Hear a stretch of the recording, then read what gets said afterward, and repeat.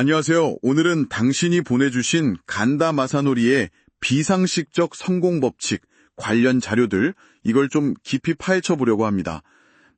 성공의 공식을 아주 그냥 뒤집는다고 해서 저도 흥미롭게 봤어요. 네, 맞아요. 시작부터가 아주 파격적이죠.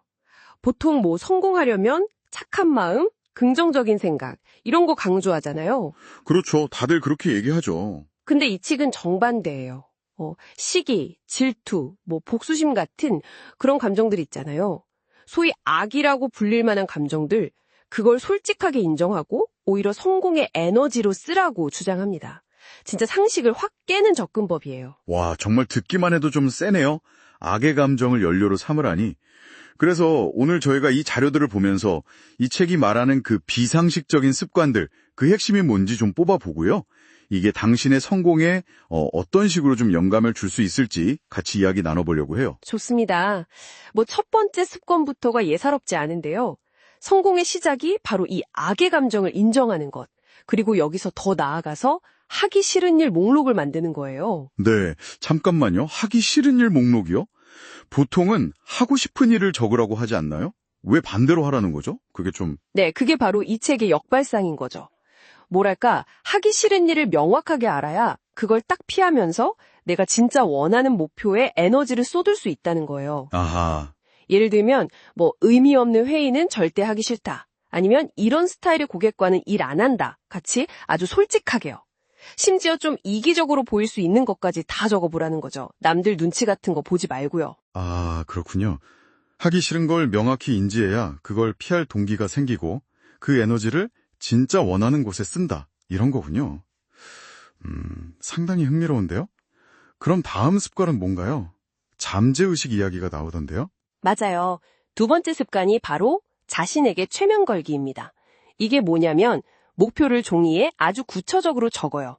그리고 매일 아침 저녁으로 소리내서 읽는 거예요. 그러면서 잠재의식에 계속 새기는 거죠. 아, 네네. 나는 목표를 달성한다 이런 식으로요. 현재형으로 그리고 감정을 실어서 웃으면서 읽으면 더 좋다고 하고요. 많은 성공한 분들이 잠재의식의 힘을 얘기하죠. 실제로 이걸 매일 반복하는 행동 자체가 목표에 대한 집중도를 확 높이는 효과도 있겠네요. 그렇습니다. 그리고 세 번째 습관은 여기서 한 발짝 더 나아가는데요. 내가 바라는 직함 만들기예요. 직함이요? 네.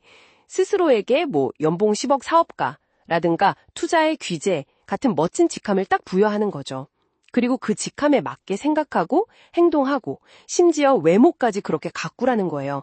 뭐랄까 스스로 만들어 놓은 나는 평범하다는 그 틀을 깨는 심리적인 장치라고 할 수 있겠죠. 아, 스스로에게 역할을 부여해서 그 역할에 맞는 사람으로 자신을 끌어올리는 거군요. 셀프 이미지를 바꾸는 전략이네요. 네, 다음은 정보 수집이랑 실행에 대한 내용이었죠. 네, 맞아요. 네 번째 습관은 목표와 관련된 정보를 정말 개걸스럽게 모으라는 겁니다. 오디오북을 듣는 것도 좋고 또 포토 리딩이라고 해서 책을 이미지처럼 아주 빠르게 스캔해서 핵심만 파악하는 그런 기법도 활용하라고 하고요. 결국 정보가 성공의 재료라는 거죠. 포토리딩, 책을 사진 찍듯이 훑어서 내용을 파악한다, 이런 속독법 비슷한 건가 보네요. 어쨌든 정보 습득에도 과감함이 필요하다, 이런 메시지군요. 다섯 번째 습관은 이름부터가 좀 도발적이더라고요. 고자세 영업. 네, 맞아요. 하하, 듣기엔 좀 거부감이 들 수도 있는데 핵심은 이거예요. 고객한테 질질 끌려다니지 말라는 거죠. 그리고 가망이 없어 보이는 고객은 그냥 빨리 거절해서 시간과 에너지를 아끼라는 겁니다. 저자는 이게 무례하거나 그런 게 아니라 자신의 가치를 지키고 또 정말로 도움을 줄 수 있는 핵심 고객에게 집중하기 위한 아주 효율적인 전략이라고 보는 거죠. 아, 그러니까 한정된 자원, 시간이나 에너지를 최적으로 배분하자는 그런 관점이군요. 약간 이기적으로 보일 수도 있겠지만 효율성을 극대화한다. 네. 이런 과감한 실행력은 결국 결단력에서 나올 텐데요. 일곱 번째 습관이 바로 그 결단에 대한 이야기였죠. 정확합니다. 결단을 내리는 사고 과정을 익히라는 건데요. 이게 단순히 현재 상황에서 장단점만 따지는 게 아니에요. 그럼 어떻게 하죠? 미래의 성공한 시점에서, 그러니까 시간을 거꾸로 돌려서 생각해 보는 거예요. 예를 들어서 2년 후에 나는 완벽하게 성공했다. 이걸 먼저 상상하고, 그렇다면 1년 전에는 뭘 했어야 할까?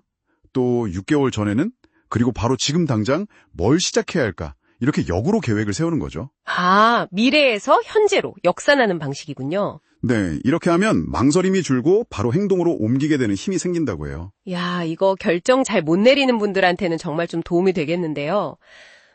그리고 마지막으로 성공과 환경에 대한 부분도 있었던 것 같아요. 네, 맞아요. 주변 환경, 특히 우리가 자주 듣는 말이나 만나는 사람들이 결국 우리의 현실을 만든다는 점을 강조해요. 그래서 좀 부정적인 이야기만 하는 그룹과는 거리를 두는 게 좋다, 이런 조언도 있고요. 네네. 또 하나는 돈에 대한 태도인데요. 돈에 대해서 죄책감 같은 걸 갖지 말라는 거예요.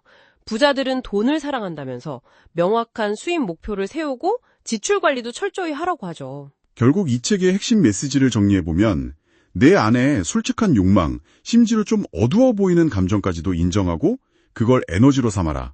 그리고 잠재의식이나 셀프 이미지를 적극적으로 활용하고 때로는 남들이 어떻게 보든 신경 쓰지 말고 비상식적이라고 할 만큼 과감하게 목표를 향해 나아가라. 뭐 이런 것 같아요. 당장 그 목표를 종이에 써보는 것부터 시작해볼 수도 있겠네요. 맞습니다.